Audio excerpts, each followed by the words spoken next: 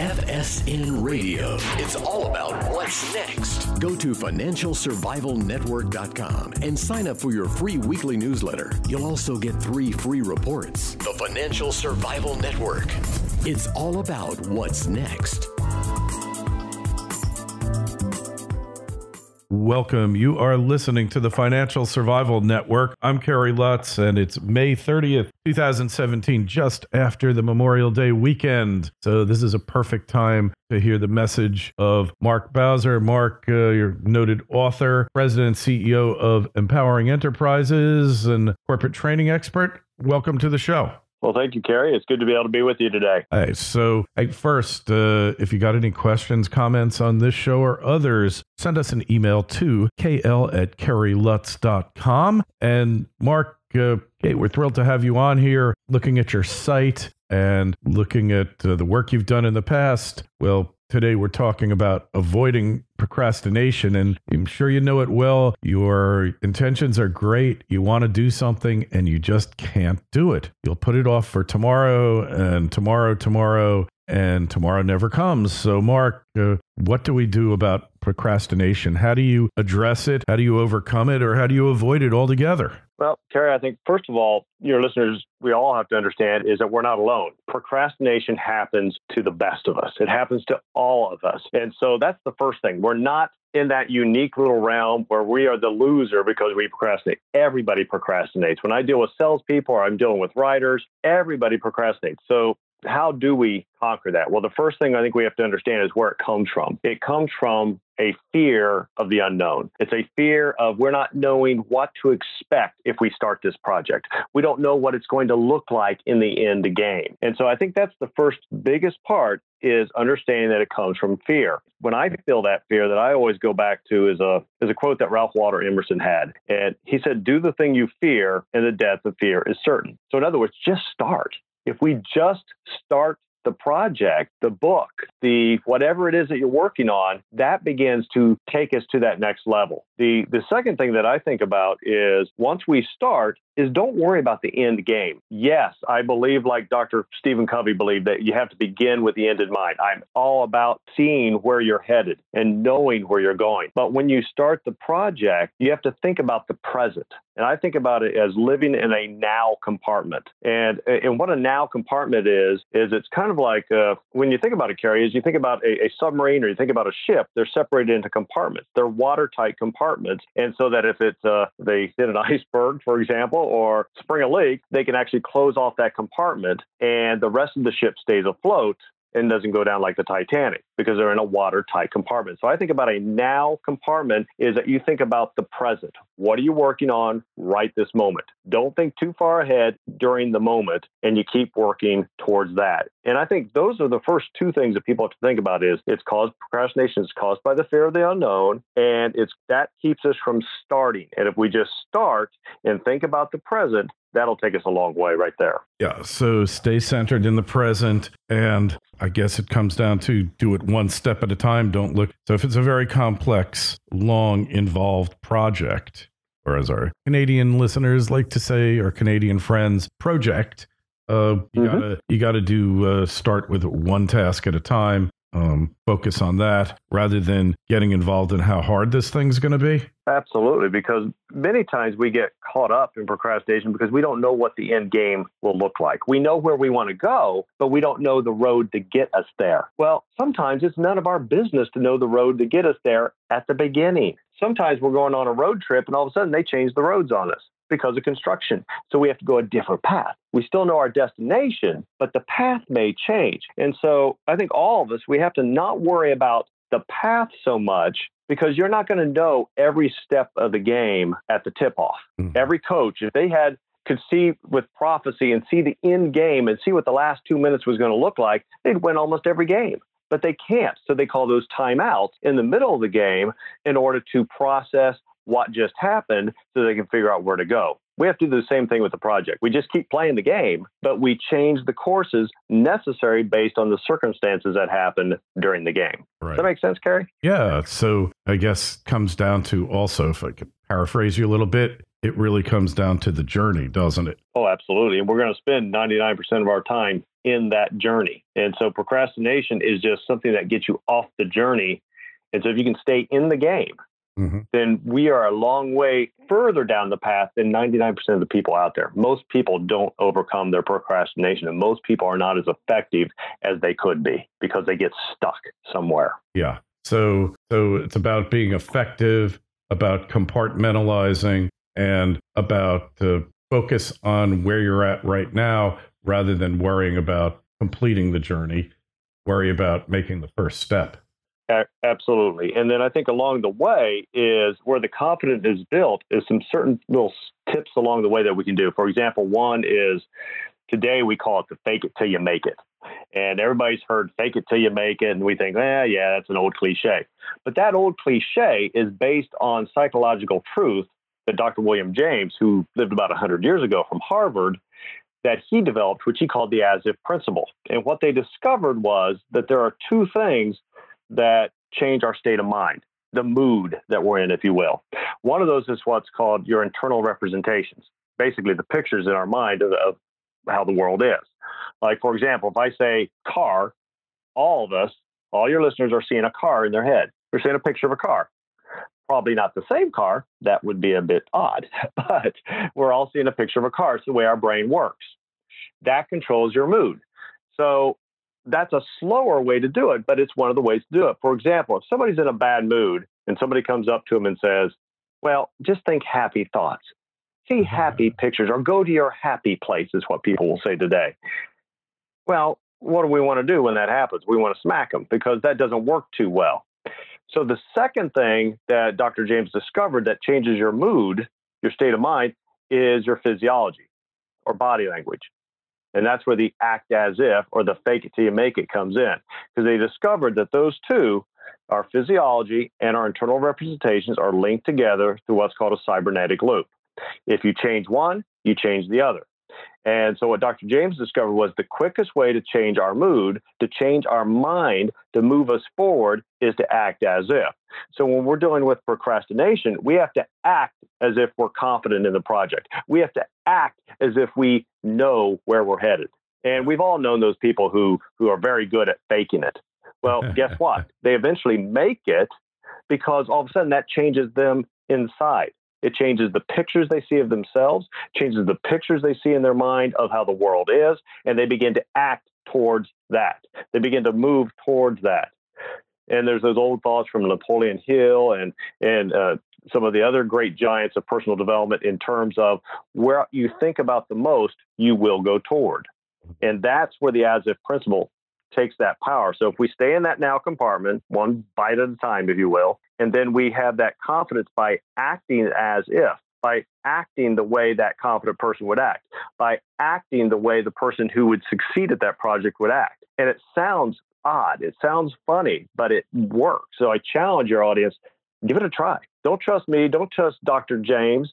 Give it a try and figure it out that it works yourself. And I guess it's appropriate to always remember, never put off for tomorrow what can be done right now or today, because you kind of get into this endless feedback loop of, oh, I'll do it tomorrow. I'll do it tomorrow. And, tomorrow never comes. Exactly. We are not even guaranteed of tomorrow. And so don't make your last day on earth your worst day. So actually it wasn't it was Augmendino. Augmendino used to talk about that if you begin to live each day as if it was your last day, how effective and how productive you would be. And it's kind of a gruesome thought, but think about it. What would we be doing if this was our last day and we knew it? What would we be doing? What would we be spending every hour of every day on? And if we did that every day, you can see how effective we would be. And so I think Mr. Medina was right, that if we take that into account and to begin to focus on what are the most important things right now, that makes us more effective. And I was one of my author friends, he likes to say that he focuses on two questions throughout the day. And he asks himself these two questions continuously throughout the day. The first question he asks himself is, what is the most important now? And the second question, and what's next? So what's the most important thing that I can do right this very moment? And after I get that done, what's next? And so he's only thinking 2 steps throughout the day. And those 2 steps have taken him tremendous strides.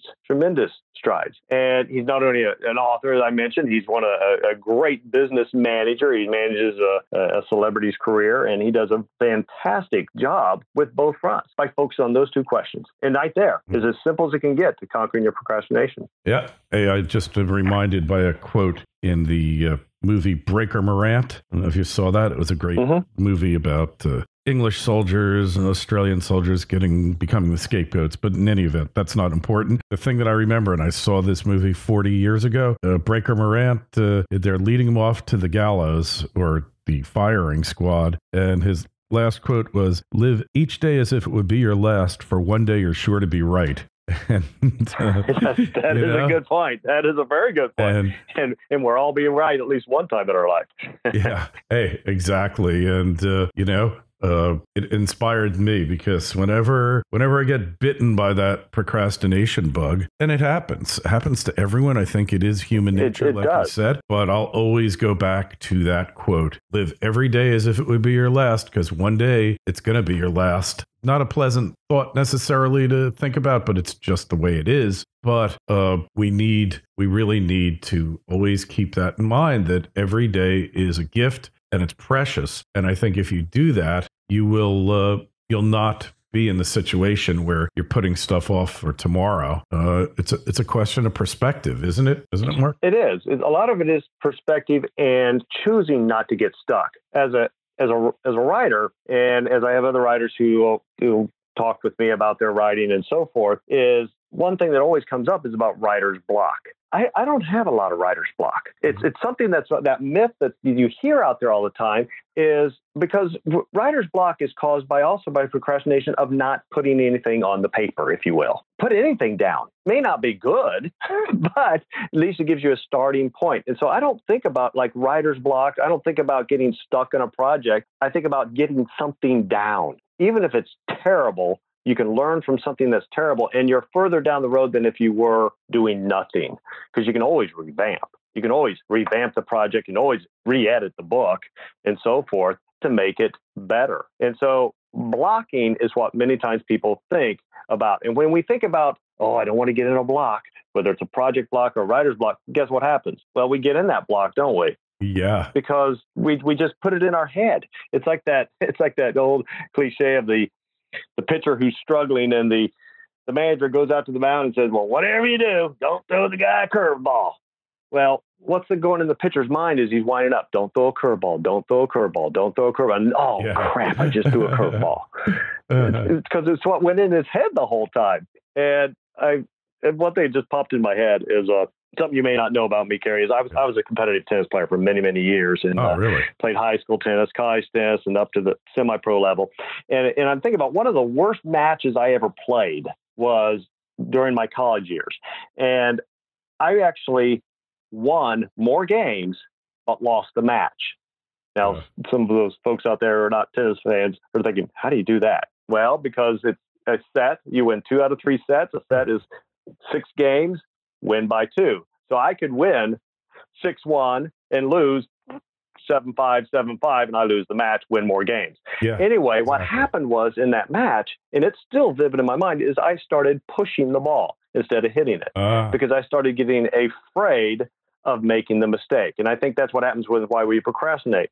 I started thinking not to lose instead of win. I started thinking, don't throw a curveball instead of hitting the ball. And it's made an impression on my life, even to this day, 25 years later, because of the impact I felt.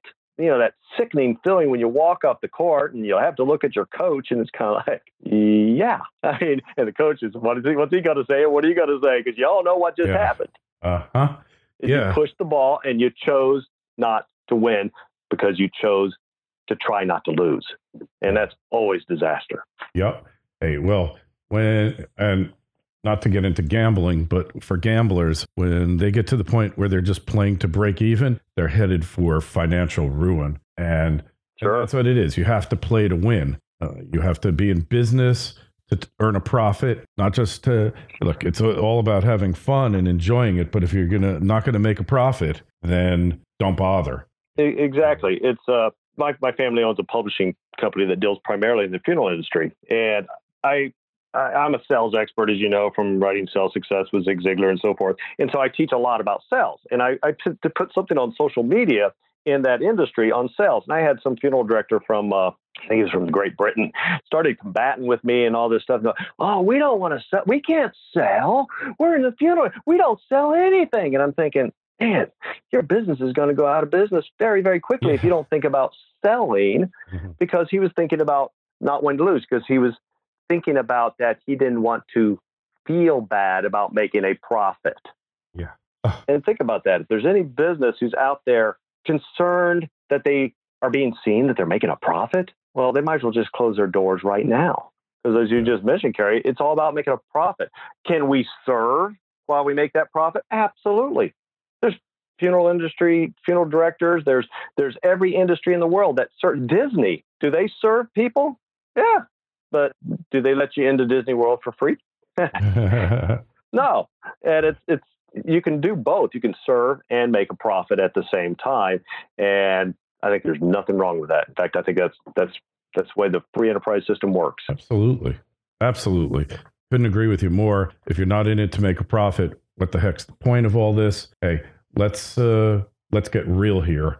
It's important that you make a profit. That's why you do this. And you want to keep people employed. You want to help people. You can't do it by going broke. Especially your family's not going to appreciate it, and neither are your customers and your employees. You have an obligation to make a profit, and that's what it's about. So let's not forget about that. And hey, people want to find out more about you, Mark, about what you're doing, buy your book. Where do you go to do that? Well, one of the best ways to find out about the books I've written, my seminars, and so forth, and how to contact me is to go to www.markbowser.com. That's MarkBowser.com. And you can get my books in any place books are sold. One of the easiest places is, probably without wanting to promote them too much, is Amazon.com. You can just go to Amazon.com, do a search on me, and you'll find pretty much everything that's out there. And again, I appreciate you having me on, Kerry. And if I can ever be of service to you again, don't ever hesitate to let me know. All right. And hey, if you got, like I said, any questions about this you want to address to Mark or myself, or any other show that we've done, send an email, kl@kerrylutz.com. By the way, the Twitter feed, you can also tweet us, is @KerryLutz, and the Facebook page is Financial Survival Network. Mark, it's really been great having you on. We're definitely going to talk to you again. Success is no accident. I think when you master yourself, you up your odds of success dramatically. In fact, the odds turn in your favor, and you can't fail even if you're trying. So thanks for coming on, and we will talk to you again soon, Mark. Thanks, Kerry. Have a good day. FSN Radio. It's all about what's next. Go to financialsurvivalnetwork.com and sign up for your free weekly newsletter. You'll also get 3 free reports. The Financial Survival Network. It's all about what's next.